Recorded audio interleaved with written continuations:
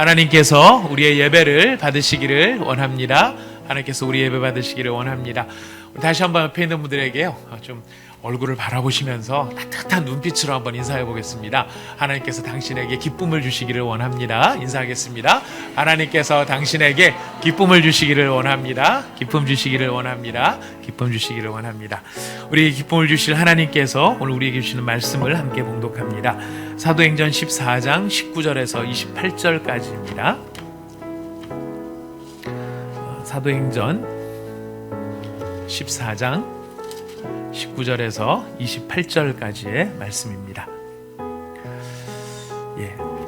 오늘 이 말씀 읽고 우리가 말씀 들으면 루스드라는 떠날 수 있을 것 같습니다. 14장 19절부터 28절까지 저와 여러분이 한 절씩 교독하도록 하겠습니다. 우리 유대인들이 안디옥과 이고니온에서 와서 무리를 충동하니 그들이 돌로 바울을 쳐서 죽은 줄로 알고 시외로 끌어내치니라. 제자들이 둘러섰을 때에 바울이 일어나 그 성에 들어갔다가 이튿날 바나바와 함께 더베로 가서 복음을 그 성에 전하여 많은 사람을 제자로 삼고 루스드라와 이고니온과 안디옥으로 돌아가서 제자들의 마음을 굳게 하여 이 믿음에 머물러 있으라 권하고, 또 우리가 하나님의 나라에 들어가려면 많은 환난을 겪어야 할 것이라 하고 각 교회에서 장로들을 택하여 금식 기도하며 그들이 믿는 주께 그들을 위탁하고 비시디아 가운데로 지나서 밤빌리아에 이르러 말씀을 버가에 전하고 아달리아로 내려가서 거기서 배 타고 안디옥에 이르니 이곳은 두 사도가 이룬 그 일을 위하여 전에 하나님의 은혜에 부탁하던 곳이라. 그들이 이르러 교회를 모아 하나님이 함께 행하신 모든 일과 이방인들에게 믿음의 문을 여신 것을 보고하고 제자들과 함께 오래 있으니라. 아멘. 우리는 지난주, 지지난주 해서 루스드라 지역에, 루스드라 교회, 루스드라 지역에 가서 교회를 세우는 바울의 이야기를 살펴보았습니다. 그 속에서 바울은 하나님의 은혜와 능력으로 나면서부터 걷지 못하던 안진뱅이를 고치는 사건이 있었습니다. 그 사건을 기회로, 모티브로 해서 그 루스드라 지역에 교회가 세워지게 되고요. 오늘 우리가 이제 루스드라를 이제 떠나게 되지만은, 여러분, 이 루스드라는 바울이 이 다음에도 여러 번 다시 돌아오게 되고요. 이곳은 복음의 전진 기지와 같은 그런 역할을 하게 됩니다. 근데 이때 우리가 지난 주간 통화에서 살펴본 것처럼 14장에 세 번의 소리 지름에 대한 이야기가 있었고, 우리는 그것을 살펴보았습니다. 병든 자의 믿음을 보고 그 믿음을 끌어내는 바울의 강력한, 웅장한 큰 소리, 메가포네라고 하는 말로 말씀을 들었습니다. 우리에게 있는 그 환자에게 있었던 믿음처럼 내면에 있었던 그 믿음이 겉으로 드러나는 열매가 될 수 있도록 바로 그에게 믿음을 끌어내는 바울의 큰 소리가 있었던 것처럼 우리들의 내면에 머무르고 있는 나는 하나님의 자녀야 라고 고백하지만 또 금방 삶의 환경과 상황들 때문에 뒤로 주저앉아 버리고 또 실망하고 좌절하고 낙심하게 되는 우리들의 마음 안에도 바로 이런 웅장한 하나님의 선포의 말씀, 내 발로 바로 일어서라 하는 그 음성이 우리의 귀에 들리기를 소망하였습니다. 바울이 이런 놀라운 기적을 일으켰을 때 두 번째 큰 소리가 들리게 됩니다. 바로 그 기적을 일으킨 바울을 보고서 루스드라 사람들이 바울과 바나바를 높여서 그들을 신처럼 대우하는 장면이었습니다. 향연과 같은 찬사와 경배의 큰 소리였습니다. 근데 그 소리는 사실 바울과 바나바를 미혹해하는 유혹의 소리이기도 하였습니다. 너희가 신처럼 되라도 아니고 너희는 신이다, 바로 이런 소리였었는데요. 어느 목사님께서 이런 말씀을 하셨습니다. 외국에 있는 목사님이신데 기적의 참 안타까운 점, 기적이 일으키는 뭐라고 할까요? 어떤 표현이 있죠? 하여튼 좋지 않은 점, 갑자기 그 단어가 생각이 안 납니다. 요새 단어가 생각이 안 나는 게 한두 가지가 아닌데 적절한 단어도 생각이 안 나고 있는 아주 재미있는 현상을 보게 됩니다. 스스로 볼 때 참 재밌어요. 와, 이렇게 생각이 안 나는구나. 생각이 안 나는 걸 보게 됩니다. 네, 부작용. 예, 작용 반작용 말고 부작용인데요. 예, 기적이 일으키는 부작용은 어떤 것이 있는가? 기적이 일으키는 부작용은 그 기적은 하나님을 보게 하는 게 아니라 기적을 일으킨 사람의 더 많은 관심을 갖게 하는 부작용을 일으킬 수 있다는 것입니다. 그래서 오늘날도 참 이런 기적들 우리가 많이 사모하지만 이런 기적들의 다 많은 부분들이 좀 욕심 같은 그런 부분들도 많이 있지 않나라는 생각들을 하게 되는데요. 어쨌든 바울을 지금 마음을 이렇게 많이 격려를 넘어서 찬사와 경배를 하는 그 소리는 바로 바울이 스스로 하나님의 자리에, 신의 자리에 갈 수도 있도록 유혹하는 소리였었습니다. 바로 그 소리를 들었을 때 우리가 들었던 세 번째 소리는 바울의 울부짖음의 소리였습니다. 그 울부짖음의 소리는 해산하는 여인과 같은 처절한 울부짖음의 소리였습니다. 그래서 우리가 지난주에 살펴본 것처럼 바울의 울부짖음은 두 가지였죠. 하나는 나도 너희와 똑같은 사람이다. 내가 기적을 내 손을 통해서 기적이 이루어졌지만 그것은 내가 일으킨 기적이 아니라 하나님께서 나를 통해서 이루신 기적이었다. 나도 너희랑 똑같은 사람이다. 그래서 그 똑같은 사람이라는 말 속에 담겨 있는 중요한 의미는 십자가의 은혜 없이는 나는 아무것도 아니다 라고 하는 것을 바울이 울부짖었던 것을 우리는 살펴보았습니다. 우리는 조금만 좋은 일이 있거나 내가 잘 되어도 처음에 그 일이 잘 안 될 때는 주님 도와주십시오, 주님 도와주십시오 하다가 그 일이 조금만 정상으로 올라가고 제 궤도에 올라가면 마치 우리가 그 일들을 더 잘할 수 있고 계속 잘할 수 있는 것처럼 그렇게 우리 자신을 자랑할 때가 참 많이 있습니다. 하지만 바울은 울부짖습니다. 그냥 뭐 이렇게 진술하는 정도가 아니고 처절하게 울부짖는 것이 십자가 은혜 없이 나는 아무것도 아니다라고 하는 것을 바울은 고백하는 것입니다. 그리고 그가 지금 울부짖는 두 번째 내용은 너희들이 제우스를 섬기고 헤르메스를 섬기고 참되신 하나님을 알지 못한 채 어리석은 삶에 빠져 있을 동안에도 바로 그런 너희를 위하여 음식과 기쁨을 주셨던 분이 계신데 그분이 바로 나를 통하여 기적을 일으키신 하나님이시다. 바로 그 선하신 하나님께로 이제는 돌아오라라고 바울이 울부짖었던 것입니다. 참 얼마나 이 바울의 마음속에 이런 하나님의 은혜의 분명한 체험과 그 하나님을 사랑하는 마음이 여기 담겨 있는지 모르겠습니다. 바로 이런 놀라운 일들이 일어나고 난 얼마 지나지 않아 오늘 본문 말씀이 벌어지는데요. 바울에게 참 안타까운 일이 닥치게 됩니다. 바울을 찾아왔던 그 안타까운 일은 14장 19절에 나타나는데요. 우리 14장 19절을 같이 한번 읽어보겠습니다. 시작. 유대인들이 안디옥과 이고니온에서 와서 무리를 충동하니 그들이 돌로 바울을 쳐서 죽은 줄로 알고 시외로 끌어내치니라. 네. 거기에 지금 바울이 며칠이나 얼마나 더 머물러 있었는지 기간은 나오지 않습니다만은 지금 여기에 보니까 루스드라에 바울이 머물고 있는 동안에 누가 도착을 했느냐면 유대인들이 도착을 한 거예요. 근데 여러분 이 유대인들이 어디서부터 출발한 사람들이었죠? 안디옥과 또 어디를 거쳐온 사람들이죠? 이고니온을 거쳐온 사람들이에요. 여러분들께서 기억하시겠지만 바울을 파송한 데가 어디입니까? 안디옥이에요. 지금 안디옥에서 바울이 파송이 되었는데 바울을 쫓아온 사람들, 바울을 쫓아온 유대인들이 바울이 좋아서 쫓아온 걸까요? 오빠! 막 이러면서 쫓아온 걸까요? 바울 오빠! 막 이렇게 해서 쫓아온 게 아닐 것입니다. 네, 바울이 바울을 쫓아온 것은 그를 해하기 위해서 쫓아온 것입니다. 여러분 바울을 이 해롭게 하기 위해서 어디서부터 쫓아왔냐면은 바울이 출발한 곳에서부터 쫓아왔는데요. 이 사람들은 바울과 똑같은 여정을 거쳐온 사람들입니다. 해적이 출몰하는 험난한 바다를 지나왔고요. 험한 산맥과 고산지대를 통과해 왔습니다. 풍토병의 위험을 그들도 무릅쓰면서 쫓아온 거예요. 똑같은 여정을 쫓아왔는데 뭐만 달라요? 목적이 다른 거예요. 똑같은 여정을 거쳐왔지만 목적이 다른 것. 여러분 이걸 가만히 생각해 보면은요, 우리가 이 세상을 살아갈 때도 비슷한 일을 하는 사람들이 참 많아요. 다 비슷비슷한 일들을 하는 것처럼 보입니다. 어쩌면 똑같은 일들을 하고 있는지도 모릅니다. 하지만 지금 똑같은 여정을 거쳐왔지만 다른 목적을 가지고 온 사람들처럼 비슷한 일을 하는 것처럼 보이지만 그 안에 목적이 다른 사람들이 얼마든지 있을 수 있다는 것입니다. 겉으로 보이지 않는 본질적인 그 무엇이 그의 안에 있을 수 있다는 것이죠. 자, 그렇다면 똑같은 여정을 거쳐서 똑같은 일, 비슷한 일을 하는 것 같지만 그들의 참된 목적이 어디에 있는가는 무엇으로 알 수 있을까? 어떻게 알 수 있을까요? 성경은 이야기합니다. 그들의 열매로 알 수 있다라고 이야기합니다.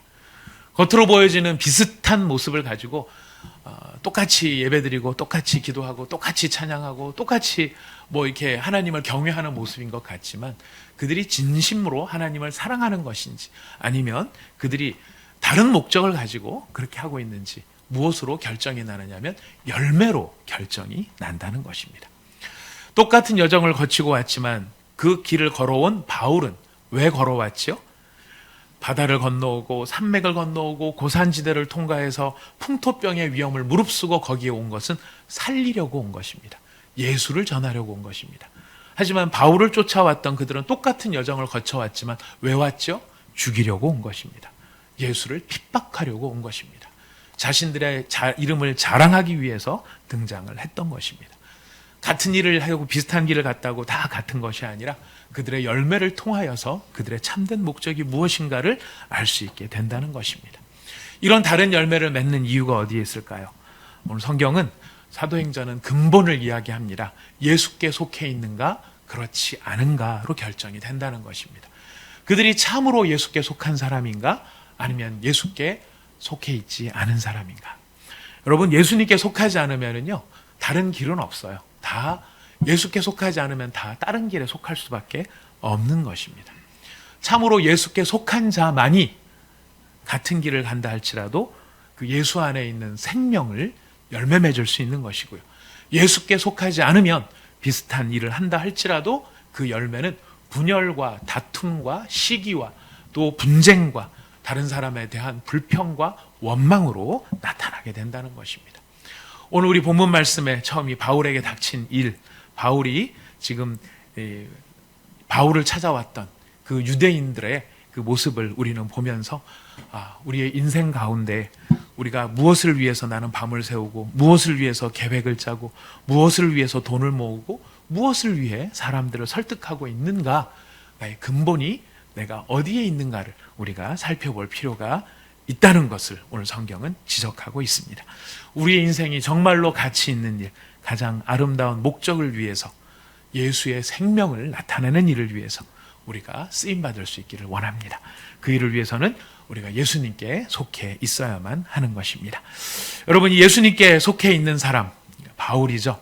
유대인들이 바울을 돌로 쳐서 바울이 죽은 줄로 알고 시외로 끌어다가 내쳤다라고 하는 말이, 이 말이 참 얼마나 무시무시한 말인지 모릅니다. 사실 우리가 한 줄로 끝나는 이야기라서 그렇죠. 이 일이 진행되는 동안 무리를 선동하는 그 울렁거림, 이 루스드라 사람들은 참 선동도 잘 되는 것 같아요. 신이다 그러니까 신이다 그러고 죽이자 그러니까 죽이자 그러고 참 충동을 잘 당하는 것 같습니다. 그들이 돌로 쳐서 바울을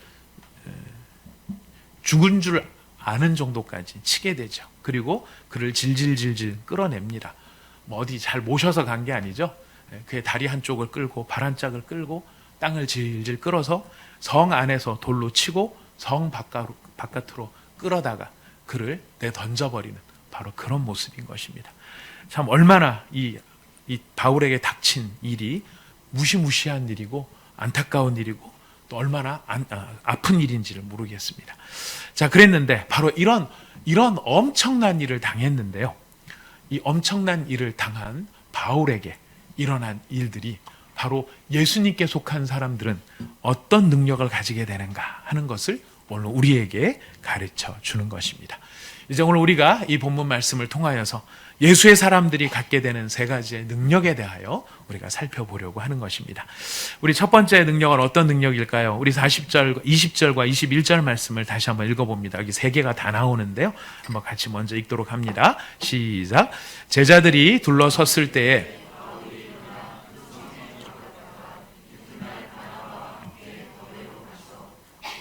그 성에 전하여 많은 사람을 제자로 삼고 루스드라와 이고니온과 안디옥으로 돌아가서. 자, 이때 바울의 상태는 죽었을까요? 살았을까요? 죽었다고 생각할 정도로 살아있는 상태였던 것 같습니다. 정말 이 사람들이 봤을 때는 진짜 죽은 줄 알고 내버린 거거든요. 그러니까 진짜 거의 죽었다고 봐야 됩니다. 숨이 조금 남아있는 상태, 그 정도도 아니고 진짜 호흡과 맥박이 거의 잡히지 않을 만큼 어쩌면 눈동자가 풀어져 있는 상태였는지도 모르죠. 자, 바로 그런 바울을 쓰레기 버리듯이 내다버린 바로 거기로 지금 누가 찾아갔습니까? 제자들이 찾아갔습니다. 제자들이 둘러섰을 때에 바울이 일어납니다. 여러분, 바울이 좀 기력이 좀 남아가지고 한 두어 대 맞고 이제 죽을 뻔했다 하고 이제 정신을 차리는 게 아니라 거의 죽어 있는 상태였던 바울이 일어나는 거예요. 아마 바울을 그 상태로 내버려 뒀으면은 자연적으로 숨이 끊어졌을지도 모릅니다. 거의 죽은 바와 다름이 없었던 그 바울이 일어나게 되는데, 어떨 때 바울이 일어나게 됩니까? 제자들이 둘러섰을 때라고 성경은 말하고 있습니다. 이 제자들은 누구일까요? 여러분, 이 제자들은 어떤 사람들을 말하는 걸까요? 안디옥에서부터 쫓아온 사람들? 아니면 이고니온에서 합류한 사람들? 아니면은 바울이 전도 여행을 하는 동안에 바울의 말씀을 듣고 예수를 따르게 된 사람들? 아니면 바울이 행한 기적을 체험하면서 예수를 믿게 된 아직 신앙생활 한 지 얼마 안 되는 루스드라의 초신자들, 어떤 사람들이었을까요? 네, 4번 나왔습니다. 제가 봤을 때는 다 섞여 있는 것 같아요. 처음부터 출발할 때 같이 있었던 바나바도 거기 있었을 것이고요. 이고니온에서 온 사람, 또 지금 루스드라에서 믿은 지 얼마 안 되는 사람들, 바로 그런 사람들이 쭉 바울의 주변을 둘러선 것입니다. 이 둘러섰다라는 말이 참 재밌는데요. 이 퀴클리오라고 하는 말입니다. 퀴클리오. 근데 이게 성경에 어디에서 한번 등장을 하느냐면 히브리서 11장 30절에 지금 이 퀴클리오라고 하는 단어를 사용을 합니다. 히브리서 11장 30절에 뭐라고 되어 있느냐면 믿음으로 7일 동안 여리고를 도니 성이 무너졌으며 라고 되어 있습니다. 여기에 어디에 퀴클리오가 되어 있냐면 도니라고 하는 말입니다. 삥 둘러싸서, 그 여리고성을 삥 둘러싸서 돌고 있는 그 모습이 지금 제자들이 지금 바울을 둘러싸고 있는 모습과 같은 모습이라는 것이 무슨 뜻일까요? 앞에 무너지지 않을 것 같은 그 성도, 하나님의 백성들이 하나님의 말씀에 따라 순종하여 그 성을 쭉 에워쌌을 때 그 안에 있었던 문제가 어떻게 되죠? 해결이 되죠. 지금 제자들도 똑같이 생각했을 거예요. 바울은 죽었다라고 생각했을지 몰라요. 하지만 그 바울을 제자들이 빙 둘러쌌을 때 그들을 둘러싼 안에 있었던 바울은 다시 일어나는, 사실 바울이 사람을 일으킨 것도 기적이지만 거의 죽은 거랑 다름없었던 이 바울이 다시 순식간에 일어났다는 것은 더욱 어마어마한 놀라운 일이라는 것입니다. 여러분, 이 둘러쌈, 제자들이 둘러싸서 뭐 했을까요? 여러분들은 함께 이렇게 문제가 있을 때 손을 잡고 이렇게 둘러싸면은 그거 갖고 뭐를 하실까요? 성도들은 서로 형제들 간에 이렇게 믿음의 손을 맞잡고 둘러싸면은 그 안에서 생일빵을 할까요? 아닐 겁니다. 우리가 하는 것은 무엇이죠? 기도인 것이. 제자들이 그를 삥 둘러싸고 여리고성을 둘러싼 이스라엘의 백성들처럼 바울의 거의 죽은 것 같은 시체와 같은 그 시신을 둘러싼 제자들은 그 속에서 아마 간절한 마음으로 기도한 것이 그들의 마음이었을 것입니다. 누가 시켜서가 아니라 기도할 수밖에 없었겠죠. 이 상황 앞에서. 여러분, 이 일 가운데 하나님이 약속하신 예수님의 약속이 있는데요. 마태복음 18장 18절부터 20절까지를 같이 읽어보도록 하겠습니다. 마태복음 18장 18절부터 20절까지입니다.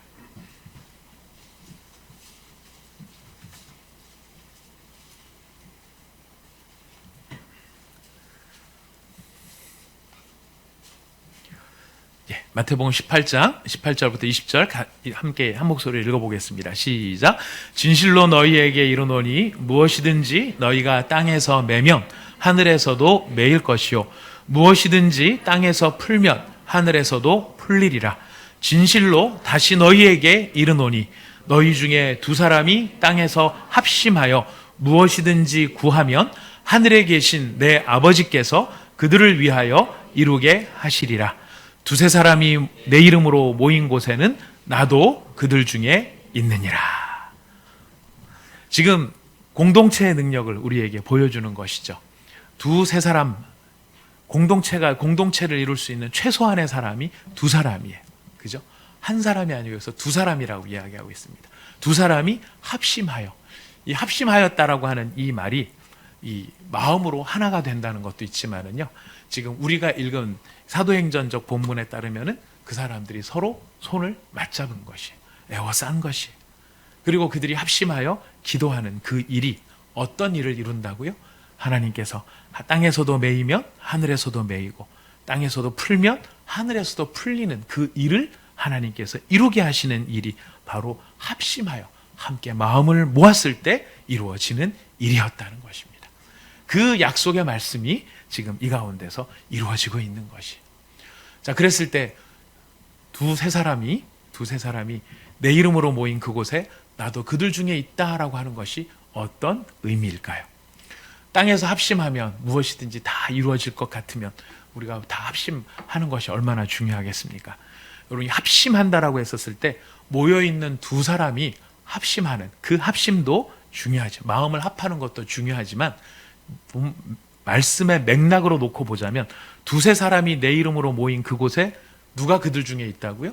예수님이 그들 중에 계신다라는 것이. 자, 그렇다면 그들 중에 계신 예수님과 어떻게 하라는 것입니까?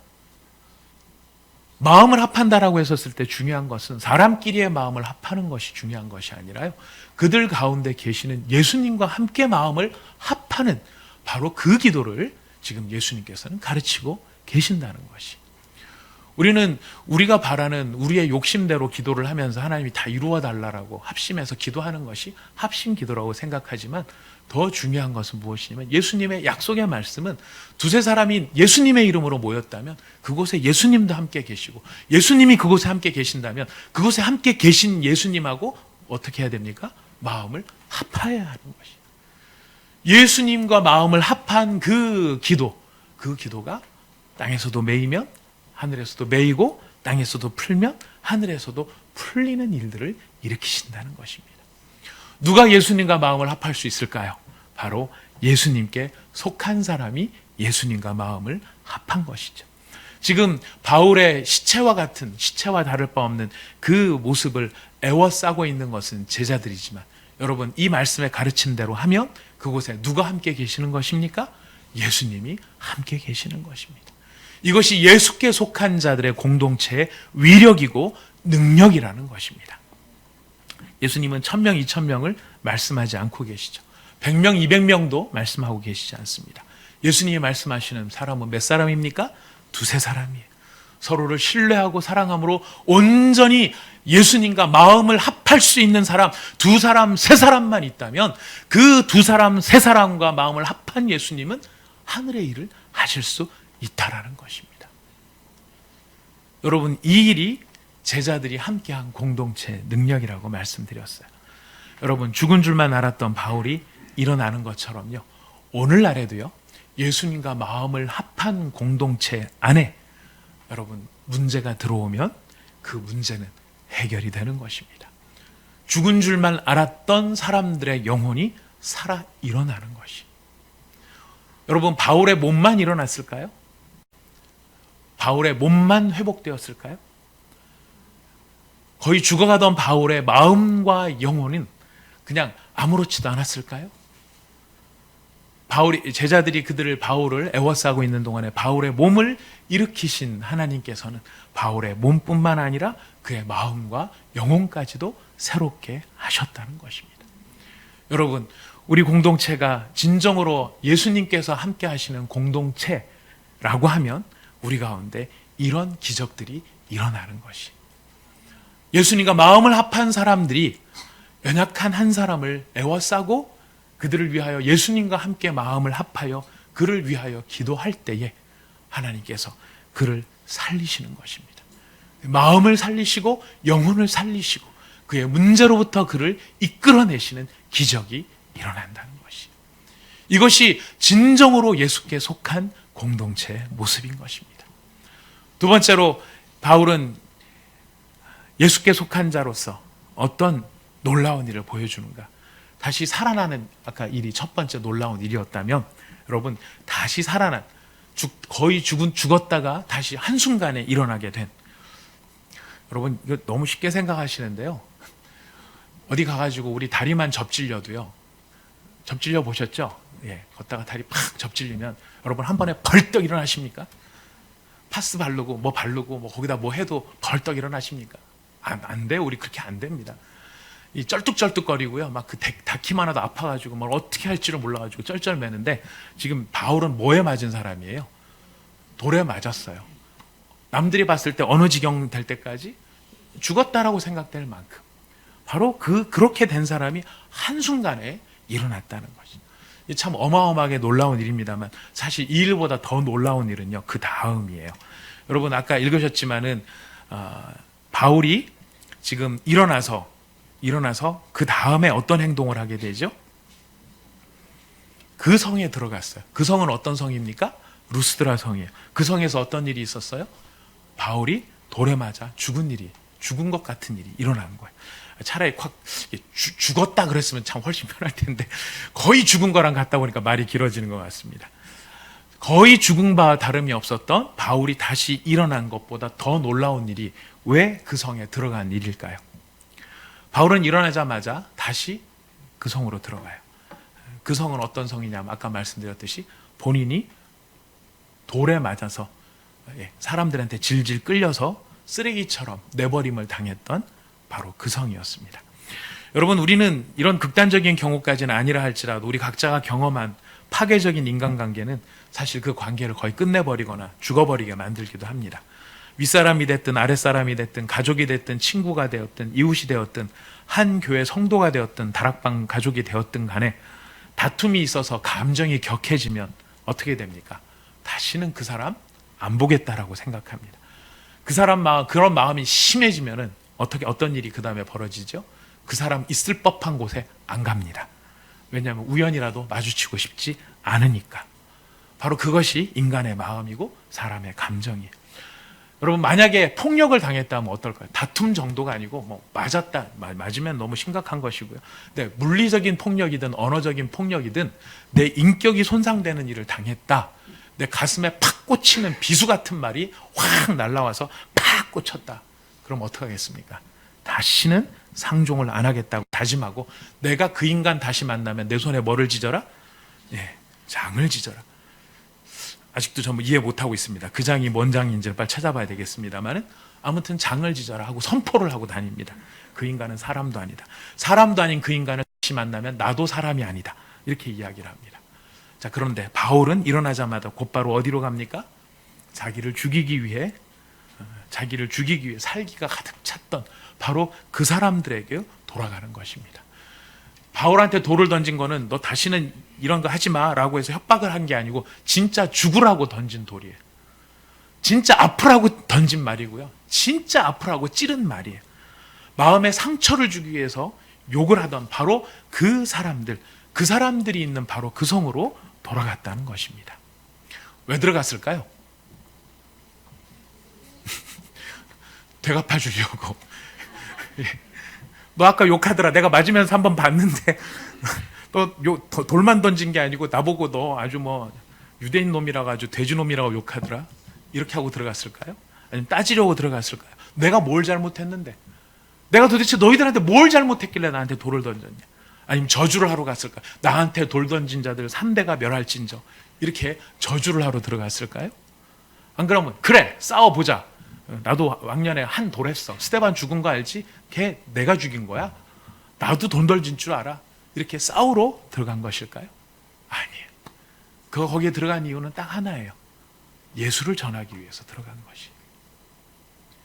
그가 죽다가 자기를 죽였다가 자기를 그렇게 해코지한 한 바로 그 사람들에게 다시 돌아간 이유는 그들을 향해서 따지고 싸우고 그들을 향해서 감정을 맞세우기 위해서 들어간 것이 아니라 바로 그들에게 예수를 전하기 위해서. 여러분 이것이 예수께 속한 자의 능력인 것입니다.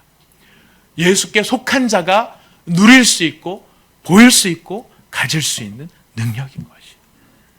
바울은 돌로 쳐서 자기를 죽음 직전까지 몰고 간 바로 그 사람들이 있는 성으로 다시 들어간 것처럼 바라기는 이 말씀을 준비하면서 얼마나 기도하면서 여러분 사실 축복하면서 준비를 했는지 몰라요. 하나님, 우리에게 이런 복이 있게 하여 주시옵소서.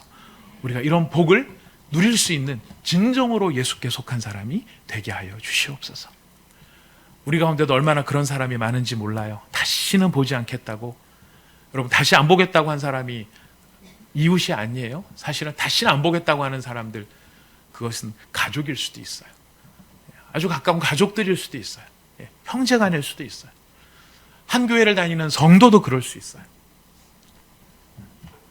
내가 살기는 이 인간이랑 같이 살지만 이 인간하고는 다시는 내가 함께 마음을 나누는 일은 없을 것이다. 심지어 어떤 배우자는요, 은퇴만 해라, 은퇴만. 혹시 그런 분 안 계신지 모르겠습니다. 절대 안 계시기를 바라겠습니다. 은퇴만 해라, 은퇴만 해라. 이렇게 수도 없이 다짐을 했을 사람들이 있습니다. 여러분, 그런 배우자가 있거나 그런 시댁가족이 있거나 그런 처갓집 식구가 있거나 그런 형제간이 있거나 그런 성도들이 있다면 여러분들이 예수께 속하셨습니다. 다시 생명을 들고 예수님을 모시고 그 성으로 들어가시기 바랍니다. 그 성에서 예수의 생명으로 그 생명의 능력을 선포하시기 바라고 회복시키시기를 바라겠습니다. 이것이 예수께 속한 자가 갖는 회복의 능력입니다. 왜 아무도 아멘 안 하시죠? 안 들어가시려고요? 들어오셔야 됩니다. 들어오셔야 됩니다. 예수께 속한 자가 가졌던 첫 번째 능력은 치유였다면 두 번째 능력은 회복입니다. 그 성으로 돌아간 것이죠. 세 번째 능력은 무엇일까요? 우리 21절 말씀을 읽었습니다. 21절 말씀에 보니까 이렇게 이야기하고 있습니다. 복음을 그 성에 20절 뒷부분을 보니까 이튿날 바나바와 함께 더베로 가서 복음을 그 성에 전하여 많은 사람을 제자로 삼고 루스드라와 이고니온과 안디옥으로 돌아갔다라고 되어 있습니다.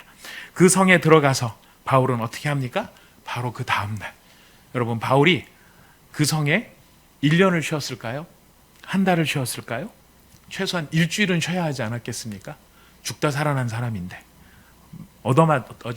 이 태장만 맞아도 꼼짝을 못하고 한두 달을 쉬었다는 기록들이 있는데 바로 다음 날 어떻게 합니까? 다시 출발하는 것입니다.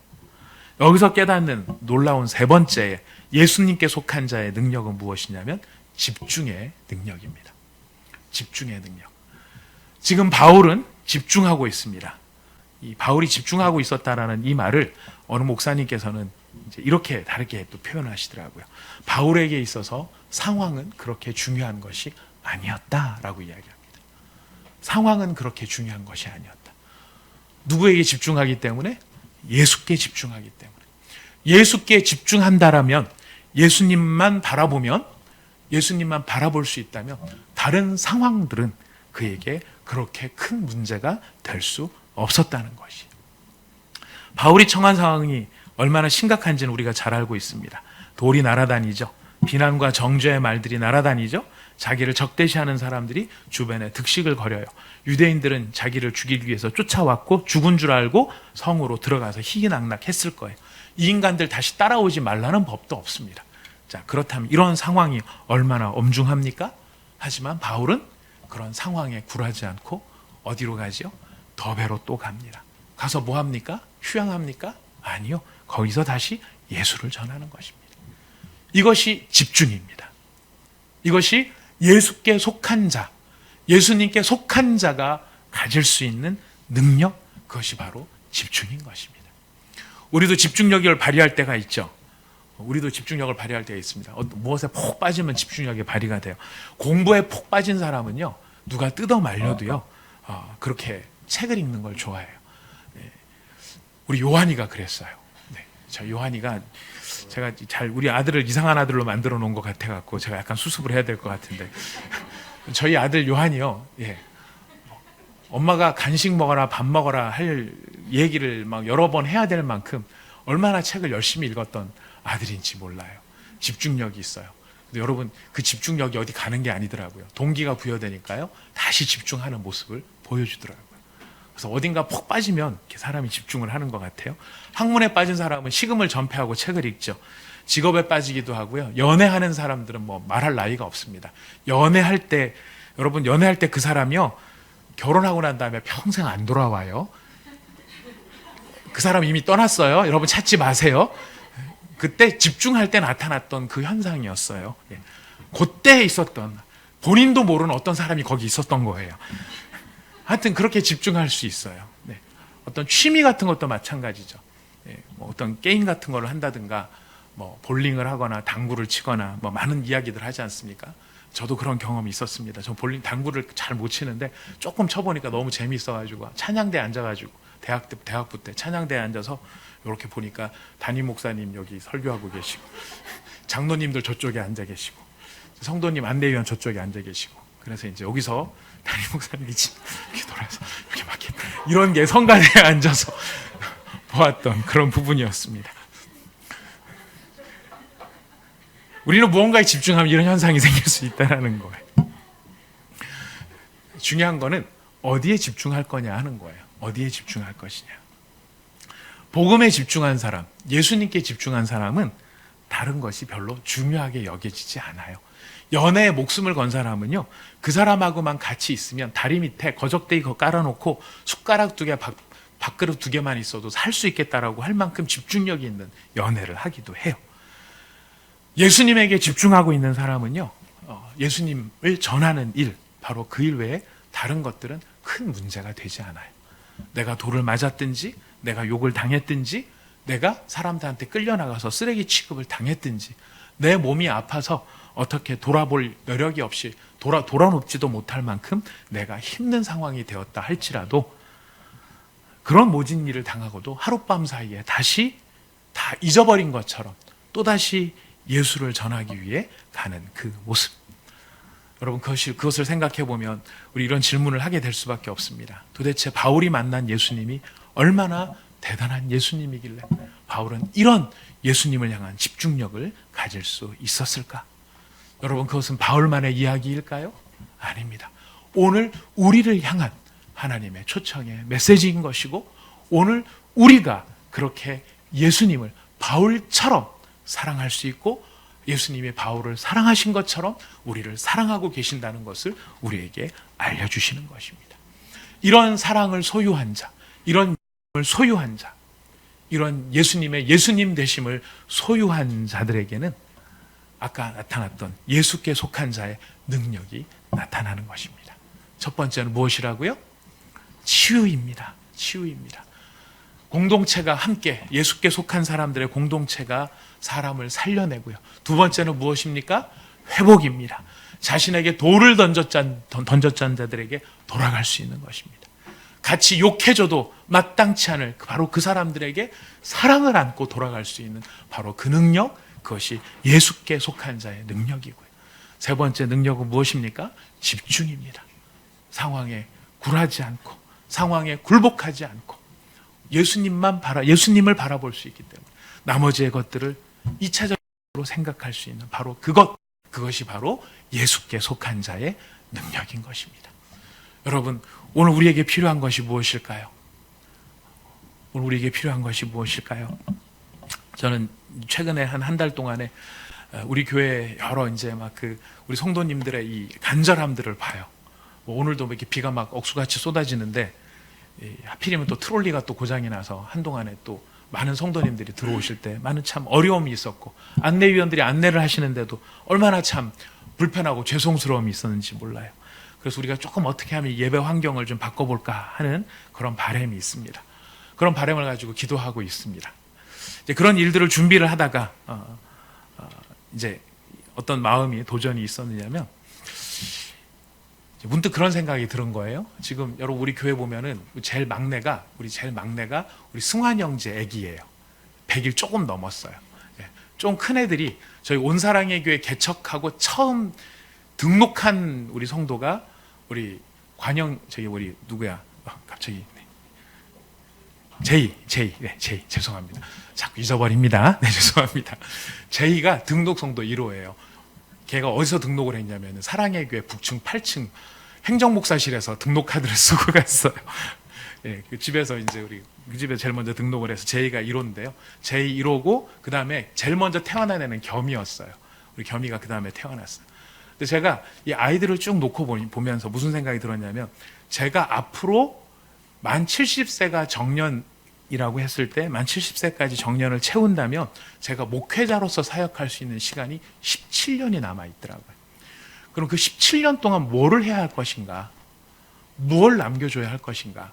딴 게 아니었어요. 우리 겸이가요, 대학생이 되면 저는 은퇴를 해야 돼요. 장가는 그때 가기가 조금 어려울 것 같아요. 그때까지 장가 가기는 조금 어려울 것 같은데, 대학 들어간다고 막 하면서 이제 대학 1, 2학년쯤 되었을 때, 우리 사랑하는 온사랑의 교회에, 주일학교에 지금 있는 우리 유아유치부, 유초동부, 그 사랑하는 자녀들이 예수께 속한 자가 되게 하는 것. 그 자녀들이 예수께 속한 자로 그들의 영혼 속에 치유가 있고 회복이 있고 집중할 수 있는 참된 예수께 속한 자가 되게 하는 것. 그것이 제가 17년 동안 해야 할 가장 중요한 일이라는 것을 생각하게 됩니다. 무엇을 물려줄까요? 무엇을 전할까요? 무엇을 알려줄까요? 우리가 그들에게 참된 예수를 알려주려면 여러분, 조건이 있습니다. 우리가 진짜 예수께 속한 자가 되어야만 합니다. 진짜 예수께 속한 자가 되어야만 합니다. 사랑하는 믿음의 형제 자매 여러분, 우리 이렇게 예수께 진짜 속한 자, 진정으로 복음을 아는 자, 그 복음으로 우리의 마음 안에 충만케 하는 자, 여러분, 바로 그런 분이 저와 여러분이 되실 수 있기를 부탁드리겠습니다. 바라겠습니다. 예, 우리 같이 잠깐 기도하겠습니다.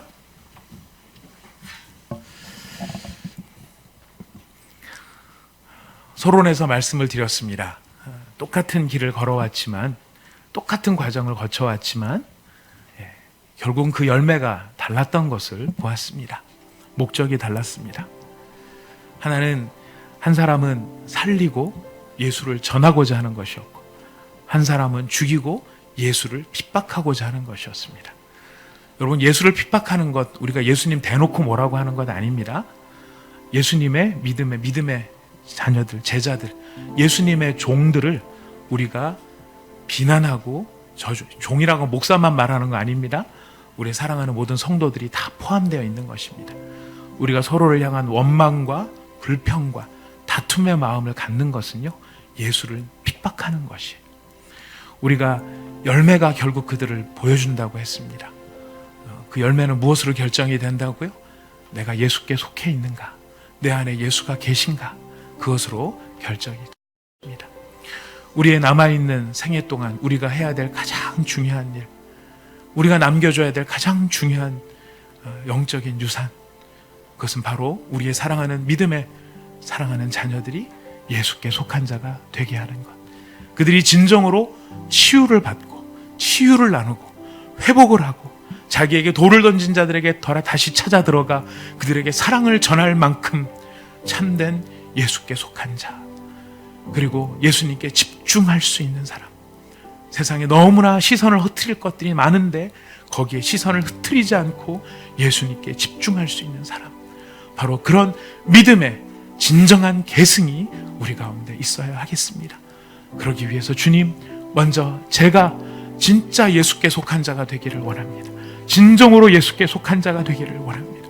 진정으로 예수의 복음에 충만한 자가 되기를 원합니다. 주님, 우리에게 이런 은혜를 더하여 주시옵소서. 제게 그런 은혜를 더하시고 우리 온 사랑의 교회가 예수님 충만하고 하나님 복음으로 충만한 교회, 예수님을 믿는 믿음이 살아있는 교회가 되게 하시고 그런 성도가 되게 하여 주시옵소서. 우리 함께 기도하겠습니다. 하나님 아버지, 감사합니다.